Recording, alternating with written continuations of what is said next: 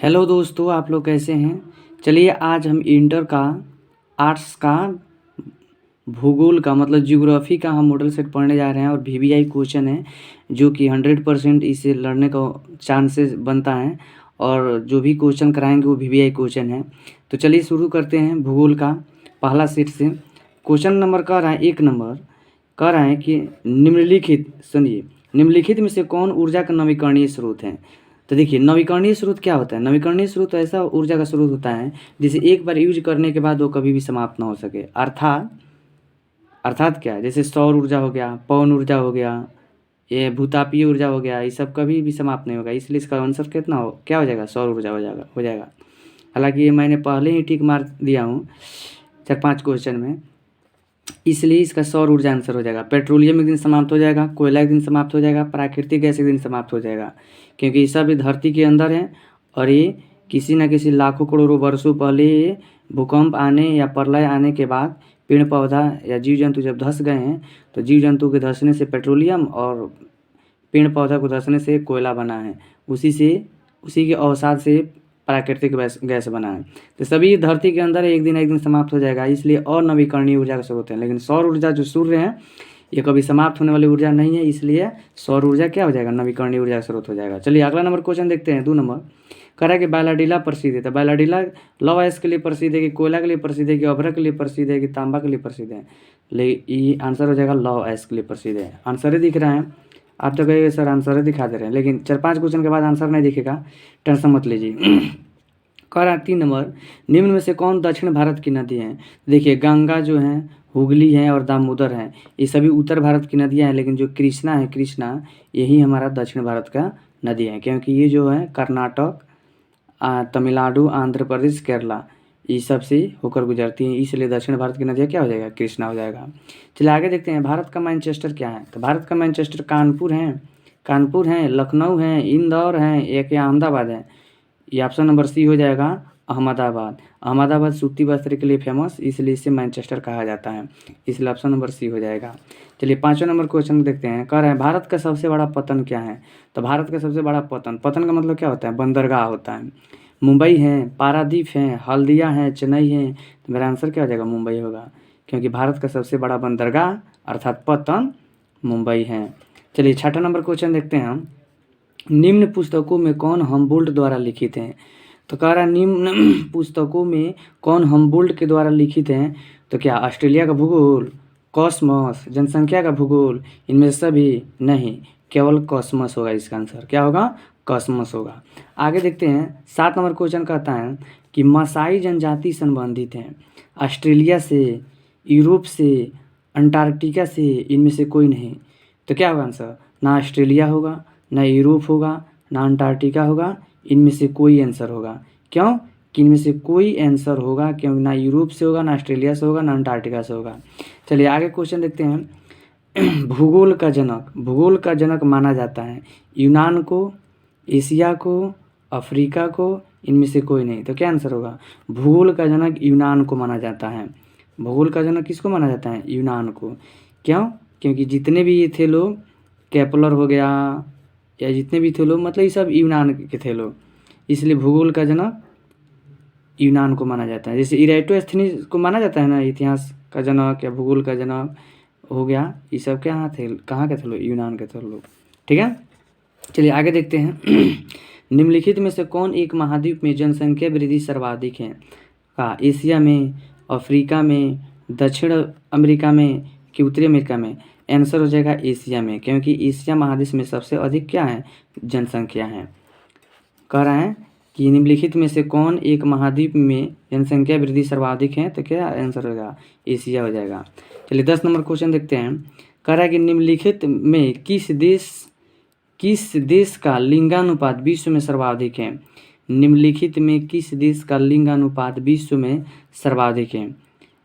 ए number कह रहा है संयुक्त अरब अमीरात, बी में फ्रांस, सी में जापान, डी में लाटाविया। तो क्या हो जाएगा, आंसर मेरा हो जाएगा लाटाविया। क्या हो जाएगा, लाटाविया ऐसा देश है जहाँ लिंगानुपात विश्व में क्या है, सर्वाधिक है। चलिए 11 नंबर कह रहे हैं कि भारत में 1 हेक्टेयर कृषि भूमि पर कितने व्यक्ति आश्रित हैं। 5 हेक्टेयर, 15 हेक्टेयर, 12 हेक्टेयर या कि 0.4 हेक्टेयर, क्या हो जाएगा 5 हेक्टेयर। क्या हो जाएगा मेरा आंसर 5 हेक्टेयर वर्ग लोग आश्रित हैं। चलिए अगला क्वेश्चन देखते हैं। अगला क्वेश्चन 12 नंबर 12 नंबर क्वेश्चन है कि निम्न जनसंख्या वाला महादेश कौन है। क्या दक्षिण अमेरिका, ओशिनिया, ओशिनिया मतलब ऑस्ट्रेलिया ला, अफ्रीका, डी नंबर एशिया। तो देखिए निम्न जनसंख्या वाला देश ओशिनिया हो जाएगा अर्थात ऑस्ट्रेलिया। ऑस्ट्रेलिया की जनसंख्या सबसे कम है। आगे 13 नंबर क्वेश्चन कह रहे हैं कि प्रौढ़ आयु वर्ग से तात्पर्य है, माने किस उम्र के बीच के लोग को प्रौढ़ावस्था के रूप में कहा जाता है। 15 से 59 वर्ष, 10 से 40 वर्ष, 20 से 60 वर्ष या 5 से 35 वर्ष। तो देखिए 15 वर्ष से लेकर और 59 वर्ष के बीच की आयु को, 15 वर्ष से लेकर और 59 वर्ष के बीच की आयु जो होता है ना, ये प्रौढ़ावस्था में गिना जाता है। इसलिए ऑप्शन नंबर मेरा क्या हो जाएगा, ए हो जाएगा। चलिए कह रहे हैं निम्नांकित में से कौन सा आयु वर्ग नहीं है। निम्नांकित में से कौन सा आयु वर्ग नहीं है, मतलब वैसे ही मैंने आपको इसमें डेट बताना है जिसको मतलब डिफाइन नहीं किया गया है। जैसे 0 से 14 वर्ष की अवस्था को बाल्यावस्था, 15 से 59 वर्ष की अवस्था को प्रौढ़ावस्था कहा जाता है 14 वर्ष से लेकर 19 वर्ष तक की अवस्था को किशोरावस्था कहा जाता है। लेकिन 60 वर्ष से बाद की अवस्था को डिफाइन नहीं किया गया है। आप बूढ़े हो गए हैं या नहीं तो उसके बाद आप मतलब कि वो अंतिम अवस्था होता है। तो औसत आयु तो मानव को 60 वर्ष नहीं बताया गया है, इसलिए 60 वर्ष से अधिक, 60 वर्ष से अधिक की जो आयु होता है उसे डिफाइन नहीं किया गया है। यही मेरा आंसर हो जाएगा। चलिए 15 नंबर क्वेश्चन कर रहा है निम्नलिखित में से कौन सा देश उच्च मानव विकास वाला है। कि देखिए ऑप्शन नंबर दक्षिण Africa, Bharat, B number Bharat, C number Norway, D number चीन। तो अब आप लोग आंसर बताएंगे कि इसका आंसर क्या होगा। तो इसका आंसर क्या हो जाएगा, नॉर्वे हो जाएगा। इसका आंसर क्या हो जाएगा, नॉर्वे। निम्नलिखित में से कौन सा देश उच्च मानव विकास वाला है, तो नॉर्वे। इसका आंसर क्या हो जाएगा, नॉर्वे। इसी प्रकार का क्वेश्चन आपके एग्जाम में देखने को मिलेगा। आगे चलते हैं। कह रहा है कि हॉर्टिकल्चर संबंधित है फूल से, बी में दे रहा है अन्न से, सी में दे रहा है दाल से, डी में दे रहा है फल एवं सब्जी से। तो 16 नंबर का आंसर आप लोग बताएंगे क्या होगा। तो देखिए हॉर्टिकल्चर का मतलब क्या होता है, खेती कृषि। तो फल एवं सब्जी उगाने की जो कृषि होती है उसे हॉर्टिकल्चर कहा जाता है। इसलिए इसका मेरा आंसर क्या हो जाएगा, डी हो जाएगा। चलिए 17 नंबर क्वेश्चन देखते हैं। कह रहा 17 नंबर शुष्क कृषि में निम्न में से कौन सी फसल नहीं बोई जाती है। शुष्क मैंने समझते हैं जहाँ मैंने नमी न हो उसे शुष्क। तो कह रहा है शुष्क कृषि में निम्न में से कौन सी फसल नहीं बोई जाती है। रोगी नहीं मैंने रागी लिखना चाहिए था। रागी, ज्वार, मूंगफली, गन्ना, मैंने कौन ऐसा फसल है जो शुष्क में नहीं बोया जा सकता है, मतलब गर्मी के दिनों में नहीं बोया जा सकता है। तो आप लोग दिमाग लगा के बता सकते हैं। रागी हो गया, ज्वार हो गया, मूंगफली हो गया, ये सब रबी फसल है जो गर्मी के दिनों में होती हैं। लेकिन गन्ना जो है ये नहीं हो पाएगा, इसमें नमी देना ही पड़ेगा। इसलिए इसका आंसर क्या हो जाएगा, डी हो जाएगा। चलिए 18 नंबर क्वेश्चन देखते हैं। 18 नंबर कह रहा है गेहूं की खेती के लिए आदर्श तापमान कितना होना चाहिए, मतलब कितना डिग्री सेल्सियस तापमान होना चाहिए गेहूं की खेती के लिए। ए में कह रहा है 5 डिग्री से 10 डिग्री के बीच, 10 डिग्री सेल्सियस के बीच। बी में कह रहा है 10 डिग्री सेल्सियस से 20 डिग्री सेल्सियस के बीच। सी में कह रहा है 20 डिग्री सेल्सियस से 30 डिग्री सेल्सियस के बीच। डी में कह रहा है 30 डिग्री सेल्सियस से 40 डिग्री सेल्सियस के बीच। तो चलिए 18 नंबर क्वेश्चन का आंसर बताएंगे। हम बता रहे हैं इसका आंसर होगा बी नंबर, क्योंकि 10 डिग्री सेल्सियस से 20 डिग्री सेल्सियस तक के तापमान को अगर रहेगा तो गेहूं की खेती के लिए अच्छा होता है। कहने का मतलब हुआ कि गेहूं की खेती के लिए ना ज़्यादा ठंड चाहिए और ना ही ज़्यादा गर्मी चाहिए, मतलब बीच वाला टेम्परेचर चाहिए, मतलब 10 डिग्री सेल्सियस से लेकर 20 डिग्री सेल्सियस तक के तापमान चाहिए। कह रहे हैं 19 नंबर क्वेश्चन, ब्राज़ील की कॉफ़ी बागान को क्या कहा जाता है। ब्राज़ील एक देश है। कह रहे हैं ब्राज़ील में कॉफ़ी बागान को क्या कहा जाता है। फेजेंडा, बी नंबर कह रहा है एजेंडा, सी नंबर कह रहा है नीलपा, डी नंबर कह रहा है लदांग। तो इसका आंसर क्या होगा आप लोग बताएंगे। तो इसका आंसर हो जाएगा फेजेंडा। क्या कहलाएगा, फेजेंडा। सबको आपको याद कर लेंगे, ठीक है, और आपको क्वेश्चन इसी में से लड़ेगा। कह रहा है 20 नंबर का क्वेश्चन, निम्न में कौन खाद्य फसल है। निम्न में कौन खाद्य का मतलब क्या होता है, खाने योग्य फसल। तो क्या गेहूँ, गन्ना, कॉफ़ी, चुकंदर कौन होगा? गेहूँ, गन्ना, कॉफ़ी, चुकंदर, इसमें से कौन आंसर होगा? दिमाग आप लगा सकते हैं। तो भाई खाने वाला फसल कौन है? गेहूँ न है। गन्ना तो बेच ही देते हैं, कॉफ़ी तो बिकाऊ हैं। बिकाऊ मतलब समझ रहे हैं, नकदी फसल, चुकंदर। तो खाद्य फसल का मतलब जो भोजन के रूप में इस्तेमाल करते थे, गेहूँ हो जाएगा। क्या हो जाएगा मेरा आंसर? गेहूँ हो जाएगा। चलिए कुछ अपना दिमाग भी लगा सकते हैं। देखिए 21 नंबर क्वेश्चन क्या कह रहा है, निम्न प्रदेशों में से किसमें विस्तृत वाणिज्य अनाज कृषि नहीं की जाती है? अर्थात निम्न प्रदेश में कौन ऐसा प्रदेश है जिसमें विस्तृत वाणिज्य अनाज कृषि नहीं की जाती है? ए नंबर में दे रहा है अर्जेंटीना के पंपास क्षेत्र में, अमेरिका एवं कनाडा की प्रेयरी क्षेत्र में, यूरोपीय स्टेपी क्षेत्र में, डी नंबर का अमेजन बेसिन में। तो 21 नंबर का आप लोग आंसर बताएंगे। तो अमेजन का जो बेसिन जो क्षेत्र होता है, इसमें विस्तृत वाणिज्य अनाज कृषि नहीं की जाती है। क्यों? अमेजन जो होती है ना, ये विश्व की सबसे चौड़ी नदी होती है। और जहाँ नदी का जो बेसिन होगा माने किनारा होगा, वहाँ तो हमेशा मतलब या तो बलुआई मिट्टी होगा, बालू वाला मिट्टी, और नहीं तो बाढ़ से ग्रसित हुआ। तो फिर इस क्षेत्र में मतलब जो वाणिज्य अनाज जो उगाया जाता है, वाणिज्य मतलब व्यापारी वाला अनाज, उन अधिक नहीं हो सकता है या अच्छा तरह से नहीं उगाया जा सकता है, इसलिए इसका अमेजन बेसिन आंसर हो जाएगा। चलिए 22 नंबर क्वेश्चन कह रहा है, 22 नंबर क्वेश्चन क्या कह रहा है, 22 नंबर क्वेश्चन कह रहा है, निम्न में से कौन सी कृषि के प्रकार का विकास यूरोपीय औपनिवेशिक समूहों द्वारा किया गया? फिर से पढ़िएगा, निम्न में से कौन सी कृषि के प्रकार का विकास यूरोपीय औपनिवेशिक समूहों द्वारा किया गया है? एक में कह रहा है कुल खोज, दो में कह रहा है अंगूर उत्पादन, तीन में मिश्रित कृषि, डी में रोपण कृषि। चलिए इसका आंसर आप बताएंगे, दिमाग लगाएंगे। तो इसका आंसर ना कुल खोज होगा, ना अंगूर उत्पादन होगा। अंगूर उत्पादन मतलब अंगूर के उत्पादन, ना मिश्रित कृषि, बल्कि इसका आंसर होगा रोपण। क्या होगा? रोपण कृषि होगा। औपनिवेशिक समूहों द्वारा यही जो कृषि है या इसका विकास हुआ, कौन कृषि का? रोपण कृषि का। तो इसका आंसर रोपण हो जाएगा। चलिए अगला देखते हैं, अगला क्वेश्चन पढ़ेंगे। अगला क्वेश्चन नंबर आपको देखना चाहिए, हाँ देखेंगे 23 नंबर क्वेश्चन। कितना number question? 23 number question. 23 number question कह रहा है, 23 नंबर क्वेश्चन क्या कर रहा है, बागाती कृषि सर्वाधिक मात्रा में कहाँ विकसित है? कह रहे हैं बागाती कृषि सर्वाधिक मात्रा में कहाँ विकसित किया गया है? तो ए नंबर में कह रहे हैं दक्षिण पूर्वी एशिया में, अमेजन बेसिन में, मध्य अमेरिका में, कांगो बेसिन में। तो 23 नंबर का आंसर क्या होगा? दक्षिण पूर्वी एशिया होगा, सुनिए दक्षिण पूर्वी एशिया होगा, या अमेजन बेसिन होगा, या मध्य अमेरिका होगा, या कांगो बेसिन होगा।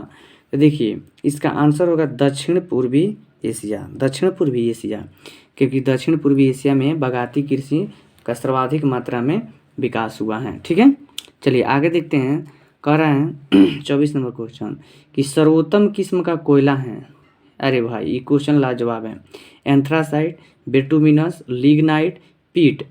तो जो सर्वोत्तम कृषि कह रहे हैं, सर्वोत्तम किस्म का 24 नंबर का जो आंसर होगा, कह रहा है कि सर्वोत्तम किस्म का कोयला कौन है? तो सर्वोत्तम किस्म का कोयला जो एंथ्रासाइट होता है। क्या होता है? एंथ्रासाइट। आप लोग जानते हैं क्यों? क्योंकि इसमें 90 से 95% कार्बन होता है। कोयला का 4 प्रकार होता है, एंथ्रासाइट, बिटुमिनस, लिग्नाइट, पीट। तो सबसे सर्वोत्तम किस्म का कोयला किसे कहा जाता है? जिस कोयला में सबसे अधिक मात्रा में कार्बन होता है उसी को सबसे सर्वोत्तम कहा जाता है। तो एंथ्रासाइड में 90 से 95% कार्बन होता है। बिटुमिनस में जो होता है ना 70 से 80% कार्बन होता है। लिग्नाइट में 60 से 70% कार्बन होता है, और जो पीट में होता है 40% का कार्बन होता है। अगर सबसे कहता है कि सबसे घटिया किस्म का कोयला कौन होता है, तो पीट होता है। ठीक है, लेकिन यही पूछा है, घटिया नहीं पूछा है, ये पूछा है सर्वोत्तम किस्म का कोयला, इसलिए इसका आंसर एंथ्रासाइट हो जाएगा। चलिए अगला क्वेश्चन देखते हैं 25 नंबर। कह रहे हैं निम्नलिखित में से कौन रेशेदार फसल है? ए नंबर कह रहा है कॉफ़ी, 2 नंबर कह रहा है चाय, सी नंबर गेहूँ, और डी नंबर कह रहा है कपास। तो भाई रेशेदार मतलब जिसमें रेशा हो, तो इसलिए ना चाय होगा, ना कॉफ़ी होगा, ना गेहूँ होगा, कोई मार देगा कपास। इसका आंसर क्या हो जाएगा? कपास हो जाएगा। चलिए इजी क्वेश्चन है। चलिए अगला क्वेश्चन 26 नंबर कह रहा है कि निम्न में से कौन एक प्रकार का उद्योग अन्य उद्योग के लिए कच्चे माल का उत्पादन करता है। बात समझ रहे हैं, माने निम्न में से कौन एक प्रकार का उद्योग है जो अन्य उद्योग के लिए कच्चा माल उत्पादन करता है। कुटीर उद्योग, बी नंबर का है छोटे पैमाने का उद्योग, आधारभूत उद्योग, स्वच्छंद उद्योग मतलब स्वच्छंद माने जो अच्छा हो, माने प्रदूषित ना हो। तो इसमें से कौन ऐसा उद्योग है जो एक दूसरे के लिए कच्चा माल उपयोग कर मतलब आश्रित करता है, उत्पादन करता है। तो कुटीर उद्योग, छोटे पैमाने उद्योग और स्वच्छंद उद्योग नहीं होगा, बल्कि आधारभूत उद्योग होगा। आधारभूत उद्योग का मतलब होता है जो मैन्युफैक्चरिंग वाला होता है। तो आधारभूत उद्योग ही एक दूसरे उद्योग के लिए कच्चा माल को उत्पादित करता है। ठीक है, 27 नंबर क्वेश्चन देखते हैं। 27 नंबर का है निम्नलिखित में कौन औद्योगिक और अस्थापना का प्रमुख कारक नहीं है। मतलब कौन ऐसा इसमें है, बाजार है कि पूंजी है कि ऊर्जा है कि जनसंख्या घनत्व है, जो कि औद्योगिक अस्थापना का प्रमुख कारण नहीं है। औद्योगिक मतलब जो फैक्ट्री होता है ना, उसके स्थापना के लिए वह मेन कारण नहीं है। कौन ऐसा चीज़ है, तो देखिए बाजार, पूंजी, ऊर्जा, ये जब तक ही नहीं रहेगा एक फैक्ट्री नहीं बन सकता है। लेकिन जनसंख्या घनत्व कोई जरूरी नहीं। जनसंख्या घनत्व का मतलब क्या होता है, माने घनघोर लोग हो वहाँ, ये कोई जोड़ी थोड़ी है एक फैक्ट्री बैठाने के लिए। लेकिन बाजार चाहिए तभी फैक्ट्री बैठ सकता है, माल कहाँ बिकाएगा, उसके लिए पूंजी चाहिए, रुपया चाहिए, तभी ना फैक्ट्रियाँ खुल जाएगा। फैक्ट्री खुल जाए, इसमें सामान ना है, मजदूर ना है तो होगा। उसमें ऊर्जा चाहिए, ऊर्जा मतलब कोयला, पेट्रोलियम, उसमें सामान किस चीज़ से बनेगा। लेकिन जनसंख्या घनत्व उतना माने नहीं रखता है, इसलिए इसका आंसर क्या होगा, सी हो जाएगा। चलिए 28 नंबर का है निम्नलिखित में कौन सा एक तृतीय क्रियाकलाप है। अखेट, बी में कह रहा है मछली पकड़ना, सी में कह रहा है कृषि, डी में कह रहा है व्यापार। तो चलिए 28 नंबर का क्वेश्चन बताइए। तो देखिए इसका आंसर हो जाएगा व्यापार। क्या हो जाएगा, व्यापार। क्रियाकलाप का मतलब क्या होता है, 3 प्रकार का होता है। एक प्राथमिक क्रियाकलाप होता है, एक द्वितीय क्रियाकलाप होता है, एक तृतीयक।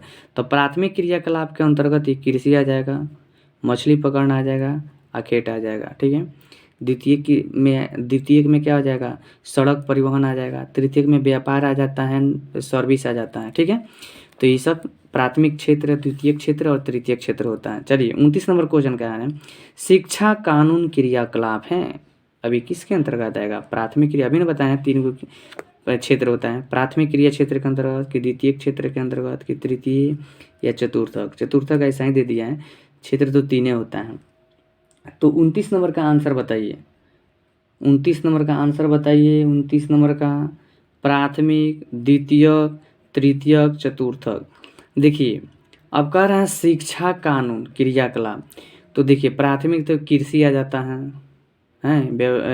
मछली पकड़ना आ जाता है, द्वितीय के अंतर्गत सड़क परिवहन आ जाएगा, है सड़क परिवहन, निर्माण उद्योग आ जाएगा।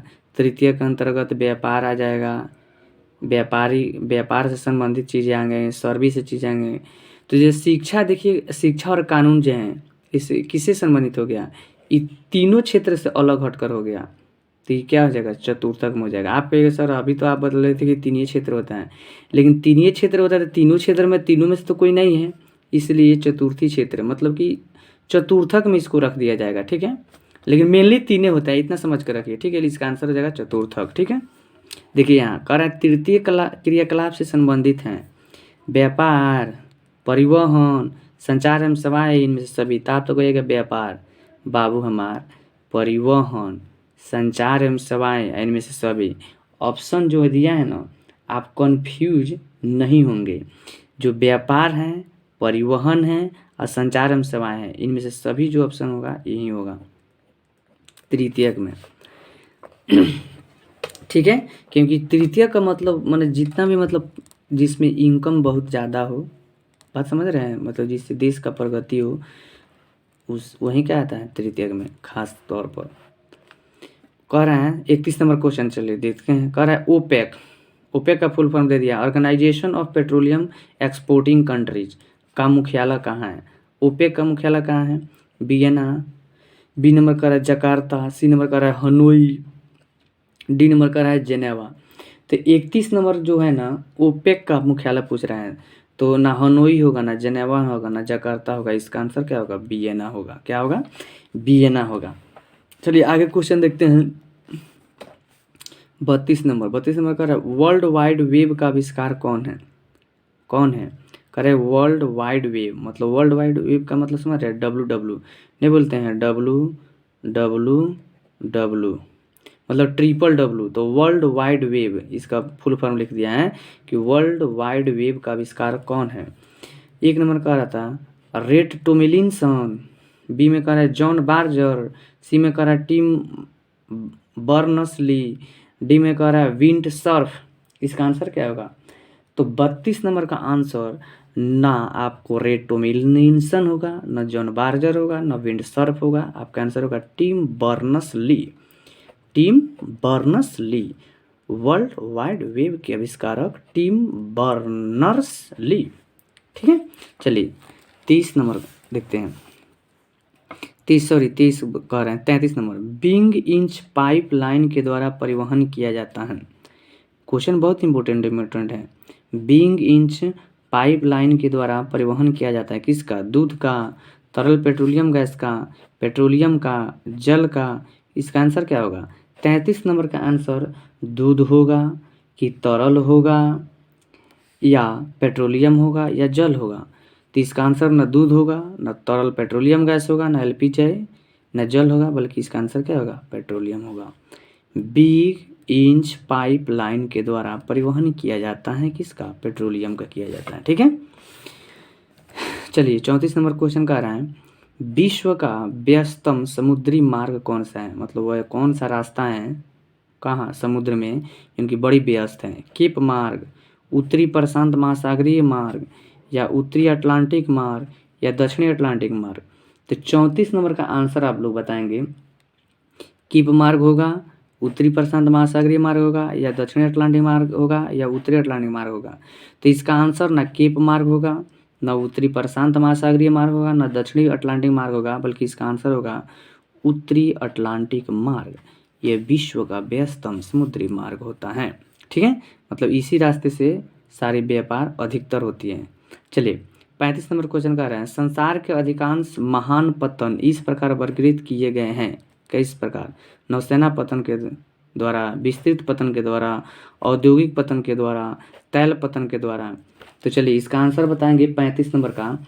कह रहा है कि नौसेना पतन के द्वारा, कि विस्तृत पतन के द्वारा, कि तैल पतन के द्वारा, कि औद्योगिक पतन के द्वारा? तो इसका आंसर होगा विस्तृत पतन के द्वारा। संसार के अधिकांश महान पतन इसी प्रकार वर्गीकृत किया गया है, मतलब जो जितना ही बड़ा है उसको उसी रूप में वर्गीकृत किया गया है, डिवाइड किया गया है, तो विस्तृत पतन होगा। ठीक है, चलिए अगला नंबर क्वेश्चन देखते हैं 36 नंबर। 36 नंबर कह रहा है निम्नांकित में कौन सा पठारी नगर है? मतलब समझ रहे हैं कि वैसा नगर जहाँ खाली पठारे हो। पठार क्या होता है?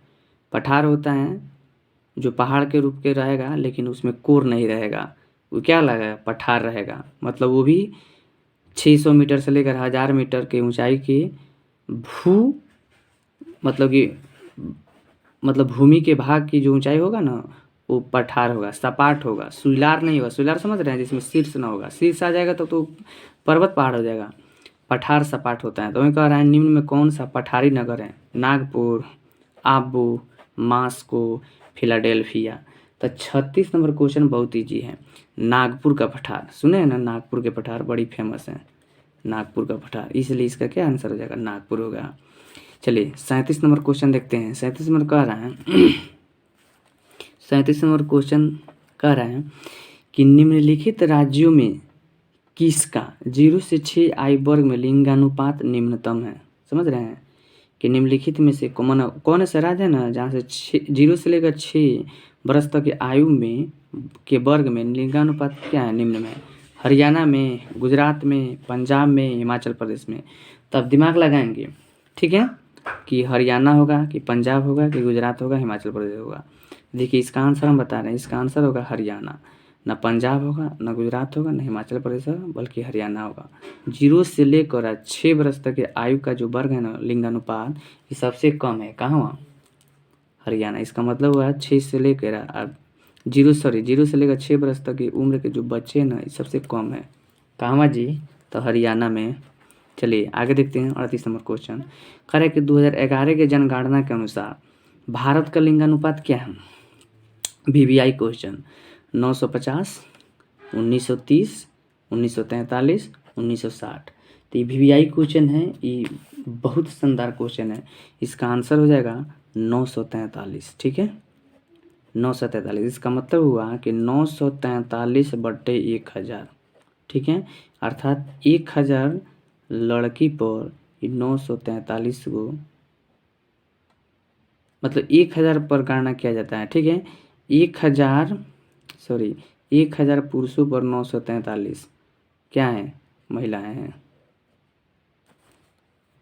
यही हुआ ना जी, 943। हाँ सही बात है। तो 943 को, ये 2011 के जनगणना के अनुसार है, 943 को लड़कियाँ हैं, 1000 पुरुष पर, तो बाकी सब कहाँ जाएगा। बात समझ रहे हैं, लिंगानुपात कम है। अब हालांकि बढ़ गया है, अब तो 1000 से ज़्यादा हो गया है, मतलब लड़कियों की संख्या ज़्यादा हो गया है, लड़कों की संख्या कम हो गया। लेकिन 2011 के जनगणना के अनुसार देखिए ये था, इतना कम था। इसका मतलब ये हुआ। चलिए 39 नंबर क्वेश्चन देख रहे हैं, कह रहे हैं क्षेत्रफल के दृष्टिकोण से भारत का सबसे बड़ा राज्य कौन है। चलिए कह रहे हैं क्षेत्रफल की दृष्टि से भारत का सबसे बड़ा राज्य कौन है। मध्य प्रदेश, उत्तर प्रदेश, राजस्थान, महाराष्ट्र। तो ये कौन नहीं जानता है, सबसे क्षेत्रफल की दृष्टि से राजस्थान इसका आंसर हो जाएगा। क्षेत्रफल की दृष्टि से, अगर जनसंख्या की दृष्टि से कहता ना तो उत्तर प्रदेश हो जाता। उत्तर प्रदेश में जनसंख्या की दृष्टि से बड़ा राज्य है। चलिए 40 नंबर क्वेश्चन कह रहा है किस अवधि की जनसंख्या वृद्धि का ह्रास हुआ है। माने किस वर्ष के बीच में जनसंख्या में वृद्धि नहीं बल्कि ह्रास हुआ। 1921 से 51 तक, 1901 से 1911 तक, 1911 से 1921 तक, 1981 से 2001 तक। तो कहने का मतलब ये हुआ कि वह कौन सा डेट था जिनके बीच में जनसंख्या बढ़ा नहीं भारत का बल्कि घटा। तो 1911 से लेकर 1921 के बीच में भारत की जनसंख्या बढ़ा नहीं बल्कि वो घट ही रहा था। इसका मतलब ये हुआ कि मृत्यु दर ज़्यादा था और जन्म दर कम था। इसलिए इस अवधि को 11 से 21, 1911 से लेकर 1921 तक के बीच की समय को जनसंख्या वृद्धि का ह्रास कहा गया। ठीक है, चलिए 41 नंबर क्वेश्चन देखते हैं। 41 नंबर क्वेश्चन क्या कहता है। 70 क्वेश्चन है, आप लोग घबराइए मत, सबको पढ़ेंगे धीरे धीरे। चलिए कह रहे हैं कि भारत की जनगणना के अनुसार निम्नलिखित में कौन नगर की परिभाषा का अंग नहीं है। फिर से पढ़ते हैं, भारत की जनसंख्या के अनुसार निम्नलिखित में कौन नगर की परिभाषा का अंग नहीं है। ए नंबर में कह रहे हैं जनसंख्या का घनत्व 400 व्यक्ति प्रति वर्ग किलोमीटर।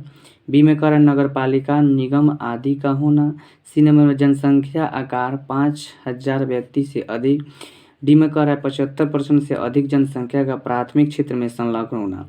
तो इसका आंसर क्या होगा 41 नंबर का। इसका आंसर हो जाएगा 75%। 75% से अधिक जनसंख्या का प्राथमिक क्षेत्र में संलग्न होना यही नगर की परिभाषा नहीं देता है, ऐसा बात नहीं है। उससे कम भी रहेगा तो चल जाएगा। ठीक है, चलिए 42 नंबर क्वेश्चन पढ़ते हैं। कह रहे हैं निम्नलिखित में कौन एक जन स्थानांतरण के अपकर्ष कारक नहीं है। ए नंबर में कह रहा है, पहले क्वेश्चन समझिए, कह रहा है निम्नलिखित में कौन एक जन स्थानांतरण का अपकर्ष कारक नहीं है। रहन सहन की निम्न दशाएं, ए नंबर। बी नंबर का रहन सहन की अच्छी दशाएं। सी नंबर का शांति एवं स्थायित्व। डी नंबर का है अनुकूल जलवायु। तो 42 नंबर का आंसर आप लोग बताएंगे रहन सहन की निम्न दशाएं। क्या हो जाएगा आंसर, रहन सहन की निम्न दशाएं, मतलब जन स्थानांतरण का अपकर्ष कारक नहीं है। मतलब जन स्थानांतरण का मतलब ये हुआ कि लोग एक जगह से दूसरे जगह जाते हैं, इसका अपकर्ष कारक क्या है, कारक नहीं है, मतलब कि श्रापित कारक नहीं है। तो रहन सहन की निम्न दशाएं ये कोई थोड़ी रीजन थोड़ी हुआ कि रहन सहन मतलब ये अच्छा नहीं है तो लोग इधर से उधर जा रहे हैं, ऐसा बात नहीं है। चलिए उसका दूसरा कारण भी हो सकता है। चलिए 43 नंबर कह रहे हैं भारत में निम्नलिखित केंद्र शासित प्रदेशों में से किस एक की साक्षरता दर उच्चतम है। वाह, कह रहा है कि वैसा केंद्र शासित प्रदेश कौन है जिसमें साक्षरता दर अधिक, मतलब वहाँ लोग अधिक पढ़े लिखे हैं। लक्षद्वीप, चंडीगढ़, दमन एवं दीव, अंडमान एवं निकोबार द्वीप, क्या होगा। तो चलिए इसका आंसर बताइए 43 नंबर का। तो ना इसका आंसर दमन द्वीप होगा, ना चंडीगढ़ होगा, ना अंडमान निकोबार द्वीप होगा, बल्कि इसका आंसर लक्षद्वीप होगा। मतलब 8 केंद्र शासित प्रदेश है ना, उसमें लक्षद्वीप ऐसा है जहाँ के लोग पढ़े लिखे अधिक हैं। इसका मतलब यही हुआ। चलिए 44 नंबर क्वेश्चन देखिए। 44 नंबर क्वेश्चन क्या कह रहा है कि निम्नलिखित में से निम्नलिखित में से कौन सा नगर नदी तट पर अवस्थित नहीं है? मतलब कौन ऐसा ई राज्य नगर बा कि जौन की नदी के किनारे नहीं है? पटना गंगा नदी के किनारे है, आगरा जमुना नदी के किनारे है, भोपाल कोलकाता हुगली नदी के किनारे है। तो जब सब हम बताइए देते हो तो आप हमारे अनुसार तो क्या हो जाएगा? भोपाल। तो भोपाल आंसर सही है। ठीक है, क्या हो जाएगा? भोपाल। पटना गंगा के नदी किनारे हैं, आगरा जमुना नदी किनारे हैं, कोलकाता हुगली नदी किनारे हैं, तो भोपाल आंसर हो जाएगा। ठीक है, चलिए अगला क्वेश्चन देखते हैं 45 नंबर। भारत में केंद्र शासित प्रदेशों की संख्या कितनी है? अब लीजिए, अभी हम थोड़ा देर पहले बता दिए 8, 9, 28, 10। तो इसका आंसर क्या हो जाएगा? इसका आंसर हो जाएगा 8। केंद्र शासित प्रदेश कितना है? 8 है। चलिए 46 नंबर क्वेश्चन देख लेते हैं। भिलाई किस वर्ग का नगर है? औद्योगिक नगर, व्यापारिक नगर, खनन नगर, परिवहन नगर। बाप रे, इतना इजी क्वेश्चन है। ना इसका आंसर खनन नगर होगा, ना व्यापारिक नगर होगा, ना परिवहन नगर होगा। इसका नगर होगा औद्योगिक नगर। का है? ये फैक्ट्री खोला गया था। ऐसे में भिलाई किस वर्ग का नगर है? उड़ीसा में ये फैक्ट्री वाला नगर है। ठीक है, चलिए अगला क्वेश्चन देखते हैं 27 नंबर। 27 नंबर कह रहा है निम्न में से कौन सबसे महत्वपूर्ण जूट उत्पादक क्षेत्र है? समझ रहे हैं? Krishna delta, Gangai delta, Narmada delta, Kaveri delta. तो जूट उत्पादन का क्षेत्र कौन है? यही पूछ रहा है आपसे। तो 47 नंबर का आंसर क्या होगा भाई? इसका आंसर हो जाएगा गंगा डेल्टा। जूट सबसे अधिक कहाँ होता है पता है? जूट सबसे अधिक पश्चिम बंगाल होता है, पश्चिम बंगाल में होता है। पश्चिम बंगाल मतलब कोलकाता वाला, तो पश्चिम बंगाल में होता है गंगा डेल्टा ही। तो गंगा कहाँ से? ये हिमालय से बहकर सुनिए हिमालय से बहकर उत्तराखंड, हिमाचल प्रदेश होते होते उत्तर प्रदेश, बिहार होते होते पश्चिम बंगाल में जाकर होते होते यहाँ आकर बंगाल के खाड़ी में गिर जाता है। तो पश्चिम बंगाल में सबसे ज़्यादा जूट होता है, मतलब गंगा डेल्टाई क्षेत्रों में। ठीक है, इसका आंसर हो जाएगा